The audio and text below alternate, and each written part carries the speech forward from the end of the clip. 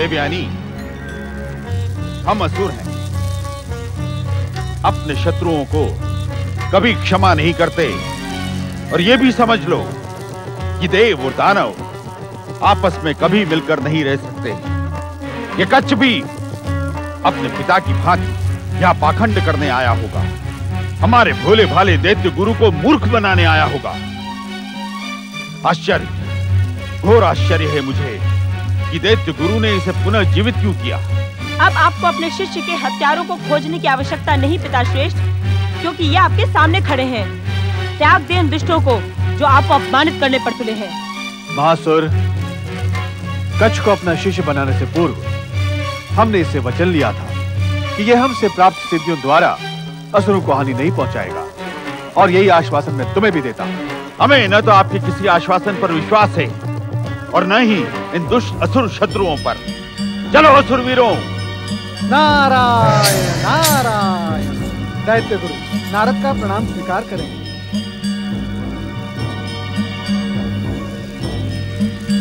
दैत्यराज, आप देख रहे हैं, दैत्य गुरु का आश्रम हमारे दुष्ट शत्रुओं की गुप्तचरी का केंद्र बन गया है। इतनी स्वतंत्रता एवं स्वच्छंदता से मैंने दुष्ट दैत्य शत्रुओं को कभी यहाँ आते नहीं देखा दैत्यराज।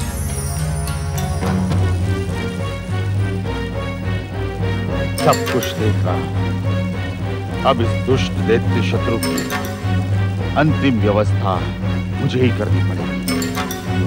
चलो। देव ऋषि, आप भगवान भोलेनाथ को मेरा धन्यवाद देते हुए कहना कि ये शुक्राचार्य एक बार अपनी भूल के लिए प्रताड़ित होकर सिद्धि विहीन हुआ था। अब ऐसा अवसर नहीं आएगा। हम सबको आप पर विश्वास है दैत्य गुरु। और हाँ, भगवान भोलेनाथ की असीम कृपा से कठिन से कठिन स्थिति में अब मेरा मार्ग अग्नि के समान ऊपर उठने वाला ही होगा। नारायण नारायण। आपकी मनोकामना अवश्य पूर्ण होगी दैत्य गुरु। कच्छ, आज्ञा करे देवर्षि। कच्छ, तुम्हारी कुल परंपरा तुम्हें माटी का दिया दे सकती है, ईंधन दे सकती है, परंतु उस दिए को प्रज्वलित तो तुम्हें ही करना होगा। जी देवर्षि। तुम्हारे गुरु तुम्हें मंत्र दे सकते हैं, जप और तप की विधि बताकर तुम्हें इस विधि के द्वारा सिद्धि के द्वार तक ले जा सकते हैं, परंतु सिद्धि को धारण करना यह तुम्हारा अपना परम कर्तव्य है, दायित्व है। देवर्षि, मैं आपका संकेत समझ गया हूँ। समय आने पर मैं आप सभी के विश्वास को और सुदृढ़ करूंगा। दैत्य गुरु, अब आप मुझे आज्ञा दें। बस कच्छ की सुरक्षा के प्रति तनिक सतर्क रहें। मैं तो पहले से सतर्क था देवर्षि। अब आपके परामर्श और भगवान भोलेनाथ के आदेश उपरांत मैं अधिक सावधान रहूंगा। नारायण नारायण। भोलेनाथ का संकेत पाकर दैत्य गुरु शुक्राचार्य ने सावधान और सतर्क रहने का निश्चय तो कर लिया, किंतु सदाचार के सम्मुख दुराचार भी अपनी सफलता के निश्चय पर अटल रहता है। दैत्यराज महासुर प्रतिशोध की ज्वाला से धधक रहा था। उसके मन मस्तिष्क में एक ही विचार बार बार जन्म ले रहा था कि दैत्य शत्रु कच्छ को किसी भी प्रकार समाप्त किया जाए। अपने इसी विचार को पूर्ण करने के लिए अर्धरात्रि में अन्य असुरों के साथ महासुर दैत्य गुरु आश्रम में दबे पांव प्रवेश करता है।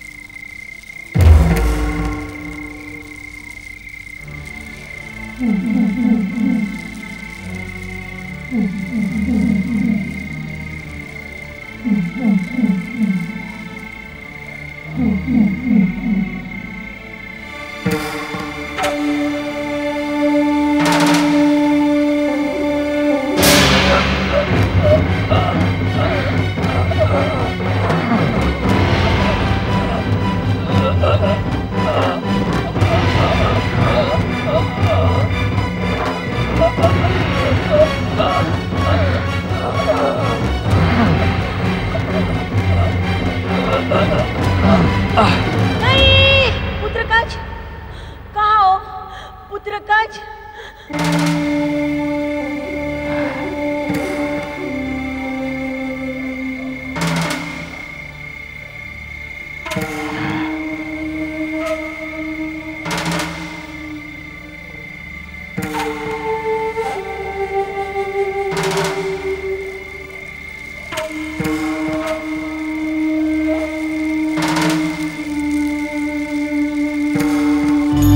स्वामी, स्वामी, पुत्रकाज, स्वामी, स्वामी, पुत्रकाज। क्या बात है तारा? स्वामी, मेरे कज के प्राण संकट में है। मैंने स्वप्न में देखा कि कई असुर मिलकर मेरे कज के प्राण ले रहे हैं।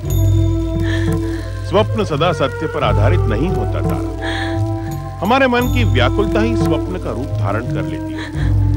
तुम कच के लिए चिंतित ना हो। दैत्य गुरु शुक्राचार्य ने हमारी शत्रुता को भूल कर उसे शिष्य बना लिया है। वो कभी भी उस पर कोई संकट नहीं आने देंगे। ये स्वप्न नहीं है स्वामी, एक माँ के हृदय की अनुभूति है। आप अपनी दिव्य दृष्टि से देखिए कि हमारे प्रिय कच को कुछ हुआ तो नहीं।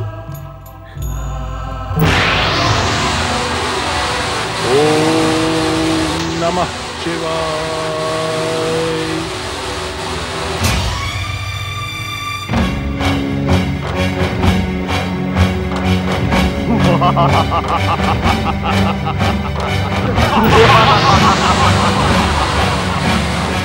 लगा दो आग इसकी चिता में और दुष्ट शत्रु के मृत शरीर को भस्म कर दो।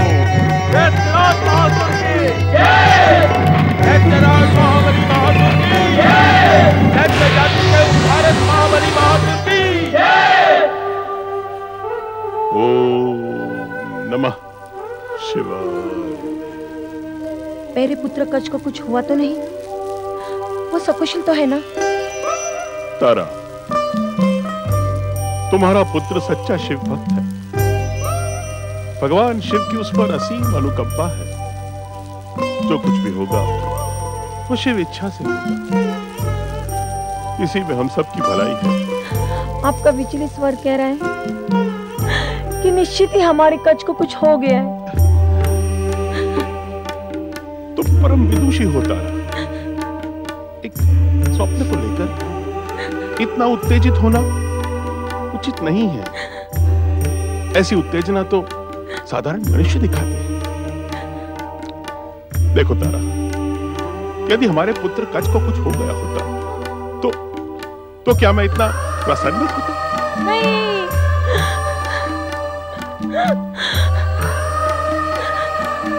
अब मुझे विश्वास हो गया स्वामी। किस बात का विश्वास हो गया है? कि मेरा पुत्र कच इस संसार में जीवित नहीं है। किंतु कैसे? आपकी प्रसन्नता स्वाभाविक नहीं स्वामी। आप निश्चित ही मुझसे कुछ छुपा रहे हैं। तुम क्या मुझे इतना निष्ठुर समझती हो तारा कि अपने पुत्र पर आए संकट को देखकर मैं प्रसन्न होऊंगा? आप निष्ठुर नहीं है स्वामी, किंतु मैंने भी कोई काल्पनिक स्वप्न नहीं देखा है। आप अपनी दिव्य दृष्टि से सभी कुछ देखकर भी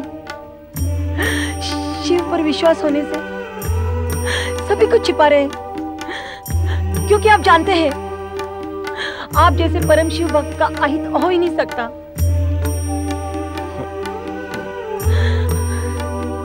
एक माँ के हृदय की भावनाओं को एक पिता नहीं समझ सकता। तुम विजयी हुई तारा, तुम्हारा स्वप्न सच्चा है।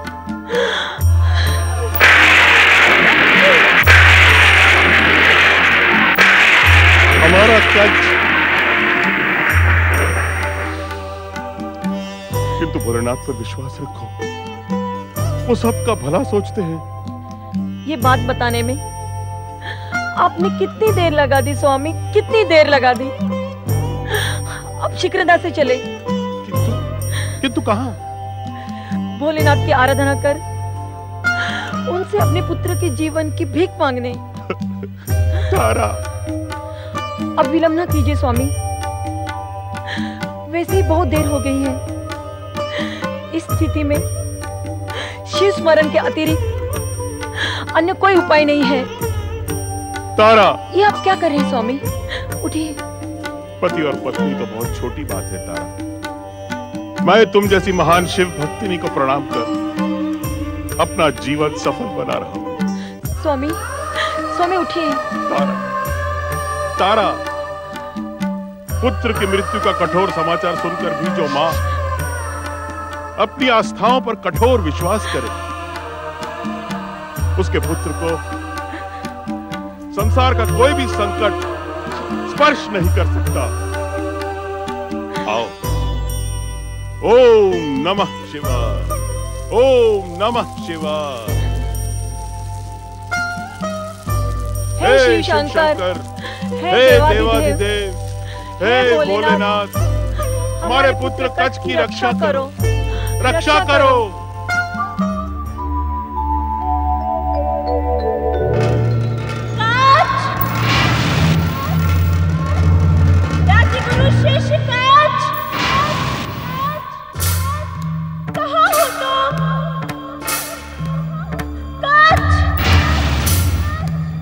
देवयानी, देवयानी, देवयानी, असुरों ने मुझे चिता में जला दिया। अब तुम मुझे प्राप्त नहीं कर सकती। हाय कच! ये कच! ये तुम्हें क्या हो गया? पिताश्री! पिताश्री! पिताश्री! उन दुष्ट असुरों ने मेरे प्रिय कच को भस्म कर दिया, निर्ममता से भस्म कर दिया। अग्नाय स्वाहा, ओम अग्नाय स्वाहा। पिताश्री, क्या सोचकर आपने अपने शिष्य कच्छ को यूं असुरक्षित छोड़ दिया था? उन दुष्ट असुरों का भय छुपा है आपसे, जो आपके सामने ही कच्छ को हानि पहुंचाने की चेतावनी देकर चले गए। क्या हुआ पुत्री? वही हुआ जो आपकी इच्छा थी। देवयानी, क्या ये सत्य नहीं कि कच्छ की मृत्यु के पहले ही आप देवगुरु बृहस्पति से आपके साथ किए गए छल का प्रतिशोध का निर्णय ले चुके थे? देवयानी, कच्छ को न पाकर तुम विक्षिप्त हो गई हो। तुम्हें भले बुरे का विवेक नहीं रहा। हम पर ऐसा घृणित आरोप लगाते हुए तुम्हें लज्जा नहीं आई? पुत्री देवयानी, तनिक संयम और विवेक से काम लो। कच्छ वन विहार करते हुए दूर निकल गया होगा, शीघ्र ही लौट आएगा पुत्री। जिसका शरीर जलकर भस्म हो गया हो माँ, उसके प्राण कभी लौट कर नहीं आते। मैंने अपनी आंखों से वन में कच्छ के शरीर की भस्म देखी है। ये क्या कह रही हो पुत्री? जो देखा है वही बता रही हूँ पिताश्री, मैं सत्य नहीं कह रही। देवयानी, आओ मेरे साथ। हे भगवान, ये क्या हो गया? अब क्या होगा? दैत्य गुरु अपने शिष्य कच्छ का प्रणाम स्वीकार करें।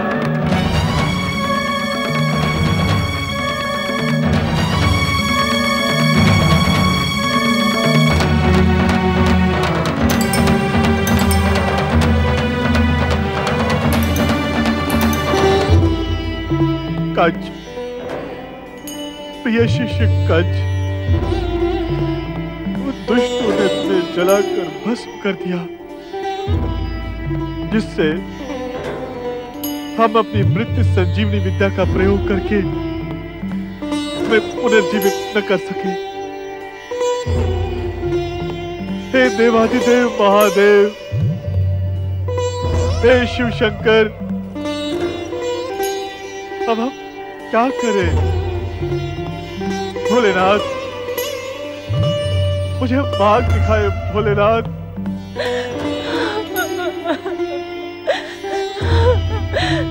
पुत्री, अब रोने और विलाप करने से कुछ नहीं होगा। अपने दुखी हृदय को शिव की भक्ति में लीन कर दो। इस संसार में उससे शक्तिमान और कोई नहीं है। पुत्री, वो असंभव को भी संभव कर सकते हैं। क्या भोलेनाथ हमारी पुकार सुनेंगे? हाँ पुत्री, भोलेनाथ सच्चे मन से निकली पुकार को कभी अनसुना नहीं करते।